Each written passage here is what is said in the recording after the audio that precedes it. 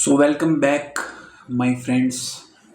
I am back for you. So, in this video, we will focus mainly on confounder and effect modifier. Very confusing term. Literally, very confusing.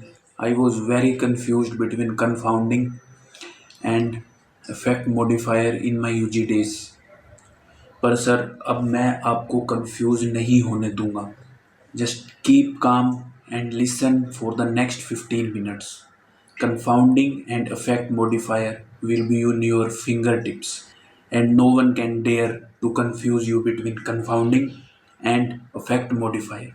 What is a confounder? For a variable to be known as confounder, it must fulfill two criteria. First criteria, it should be associated with both exposure and outcome. It should have capacity to independently cause the outcome. मुझे दो लाइनें पढ़ने में बड़ी अच्छी लग रही हैं. एक एग्जाम्पल लेके समझता हूँ. Let's take the example. Smoking leads to coronary artery disease. Sir smoking coronary artery disease कराती है. ठीक है सर, मान लेते हैं. इसमें कंफाउंडर हम क्या मान सकते हैं? Alcohol. Because alcohol is associated with smoking. जो ज़्यादा स्मोक करते हैं मेनली वो एल्कोहलिक होते हैं. जो एल्कोहलिक होते हैं वो ज़्यादा स्मोक करते हैं. सो smoking is associated with alcohol. Alcohol is associated with coronary artery disease. Yes, alcohol is associated with coronary artery disease. और सर अल्कोहल की अकेले की औकात है कि वो कोरोनरी आर्टरी डिसीज करा सकता है. अल्कोहल ऊपर दिए गए दोनों बातों पर एकदम खरा उतरा. अल्कोहल एक्सपोजर से भी, अल्कोहल एक्सपोजर के साथ भी एसोसिएटेड है और आउटकम के साथ भी एसोसिएटेड है. और अल्कोहल की अकेले की औकात है कोरोनरी आर्टरी डिसीज को कराने की. So alcohol is confounder in this case. Confounder तो हमें पहले भी समझ आ जाता था, पर जैसे ही हम अफेक्ट मॉडिफायर पढ़ते हैं दिमाग घूमने लगता है कि ये अफेक्ट मॉडिफायर है या कंफाउंडर है. चलो अफेक्ट मॉडिफायर समझते हैं, और जो दिमाग जिसका घूमता है उसके दिमाग को वहीं पे ब्रेक लगा देंगे. Genetic predisposability and breast cancer. The females who are genetically predisposed are at high risk of developing breast cancer. बढ़िया तरीके से समझ आ रहा है. सर इसमें अफेक्ट मॉडिफायर क्या हो सकता है? Oral contraceptive pills. ओसीपी का जेनेटिक्स से कुछ लेना देना है? नहीं. ओसीपी का ब्रेस्ट कैंसर से कोई लेना देना है? नहीं. और ओसीपी की अकेले की औकात नहीं है कि वो जो ब्रेस्ट कैंसर को करा सके. तो सर ओसीपी मेरे बताए गए दोनों पैरामीटर्स पे खरा नहीं उतरता. So OCP in this case is effect modifier. Sir इसको प्रैक्टिकल भाषा में मैं आपको समझा रहा हूँ. Genetic predisposability can lead to breast cancer, and genetic predisposability when combined with OCP usage increase the incidence of breast cancer. Genetics present, OCP use present, breast cancer occurred. Genetics absent, OCP present, breast cancer didn't occur. Sir OCP की अकेले की औकात नहीं है breast cancer कराने की. पिछले case में अल्कोहल की अकेले की औकात थी कोरोनरी आर्टरी डिसीज कराने की, तभी वो कंफाउंडर था और ये अफेक्ट मॉडिफायर है.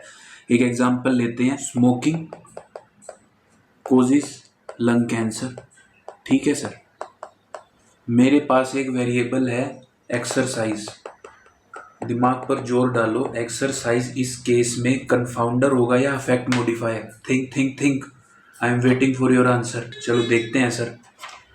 Exercise is related with smoking. Smokers exercise a lot. Smokers don't exercise a lot. Any association between smokers and exercise? No. Any association between exercise and lung cancer? Who exercise a lot have less lung cancer. who exercise less have more lung cancer. There is no any association between exercise and lung cancer. ठीक है sir, but when smokers do exercise regularly, they have less incidence of lung cancer. Means effect modifier doesn't always mean that it will increase the effect of study or overestimate the effect of study.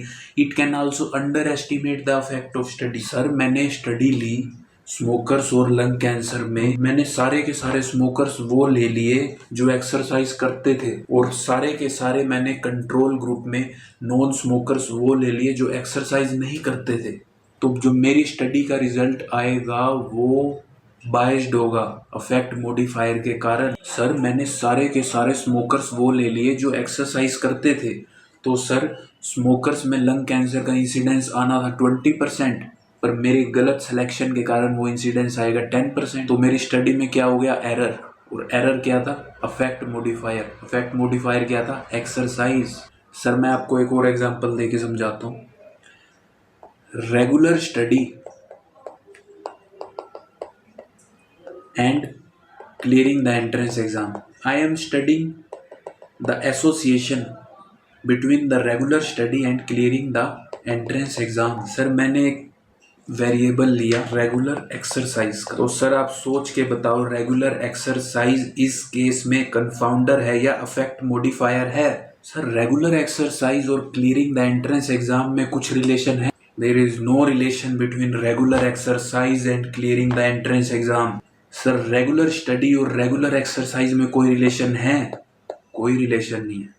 पर जो लड़का regular study के साथ regular exercise भी कर रहा है उसके ज्यादा चांस है कि वो एक एंट्रेंस एग्जाम को क्लियर कर देगा। So regular exercise is effect modifier in this case. अकेले आउटकम कराने की औकात है तो वो कंफाउंडर है, अकेले आउटकम कराने की औकात नहीं है तो वो अफेक्ट मॉडिफायर है। हमेशा किसी ना किसी पे डिपेंडेंट रहता है, उसके साथ मिल जाता है तो वो स्टडी का आउटकम को चेंज करने की औकात रखता है, पर अकेले उसकी औकात नहीं है कि वो आउटकम को चेंज कर दे। मॉडिफाई कर सकता हूँ, अपने दम पे कुछ नहीं कर सकता। Now I will tell you about how to reduce confounding. There are various methods to reduce the confounding or eliminate the confounding: matching, restriction, stratification, randomization, and at last stratified randomization. कुछ ज़्यादा दिमाग लगाने की जरूरत नहीं है। stratified randomization is combination of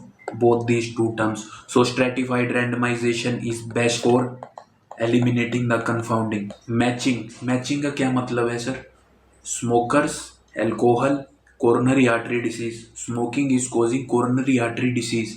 sir alcohol confounder है। Sir सीधा सा एक काम करूँगा सर, मैं चेक करूँगा कि जो 100 स्मोकर्स मैं ले रहा हूँ स्टडी ग्रुप के लिए और 100 स्मोकर्स कंट्रोल ग्रुप के लिए, मैं मेक श्योर करूँगा कि number of alcoholics in study group and control groups are equal in number because alcohol is a confounder in this case.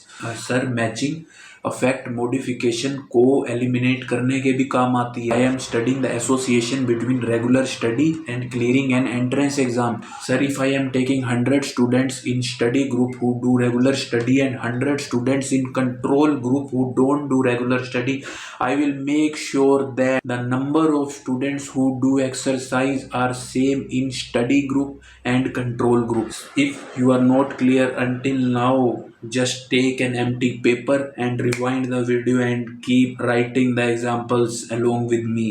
It will go into your subconscious mind. Believe me, this is the best explanation I have found. I have studied from a lot of books between affect modifier and confounder, and I have collected all the knowledge and compiled for you in these 2 to 3 examples.